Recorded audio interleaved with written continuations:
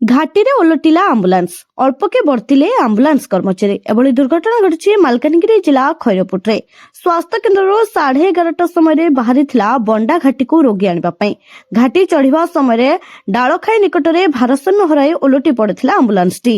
ଗାଡ଼ି ଓଲଟି ସିଆଡ଼ି ଡାଳରେ ଲାଗି ରହିଥିଲା। ସିଆଡ଼ି ଡାଳରେ ଲାଗି ନଥିଲେ ଏହା 60 ଫୁଟ ତଳକୁ ଖସିବାର ସମ୍ଭାବନା ରହିଥିଲା। ସ୍କୁଲ ସାରି ଶିକ୍ଷକମାନେ ଫେରୁଥିବା ସମୟରେ ଦେଖିବାକୁ ପାଇଥିଲେ ଏବଂ ସଙ୍ଗେ ସଙ୍ଗେ ଗାଡ଼ିରୁ ଡ୍ରାଇଭର ସହ ଆଉ 2 ଜଣ ସାଥୀଙ୍କୁ ଉଦ୍ଧାର କରିଥିଲେ। ଘାଟିରେ ଓଲଟିଲା ଆମ୍ବୁଲାନ୍ସ, ଅଳ୍ପକେ ବର୍ତ୍ତିଲେ ଆମ୍ବୁଲାନ୍ସ କର୍ମଚାରୀ। ଏଭଳି ଦୁର୍ଘଟଣା ଘଟିଛି ମାଲକାନଗିରି ଜିଲ୍ଲା ଖଇରପୁଟରେ। ସ୍ୱାସ୍ଥ୍ୟ କେନ୍ଦ୍ରରୁ 11:30 ସମୟରେ ବାହାରିଥିଲା ବଣ୍ଡା ଘାଟିକୁ ରୋଗୀ ଆଣିବା ପାଇଁ। ଘାଟି ଚଢ଼ିବା ସମୟରେ ଡାଳଖାଇ ନିକଟରେ ଭାରସାମ୍ୟ ହରାଇ ଓଲଟି ପଡ଼ିଥିଲା ଆମ୍ବୁଲାନ୍ସଟି। ଗାଡ଼ି ଓଲଟି ସିଆଡ଼ି ଡାଳରେ ଲାଗି ରହିଥିଲା।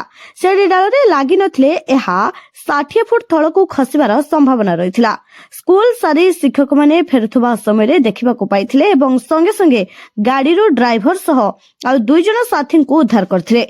ମାଲକାନଗିରି ଖଇରପୁଟରୁ ସମାଧାଙ୍ଗଡ଼ା ମାଝୀଙ୍କ ରିପୋର୍ଟ, ପ୍ରାଇମ୍ ଟିଭି ଓଡ଼ିଶା।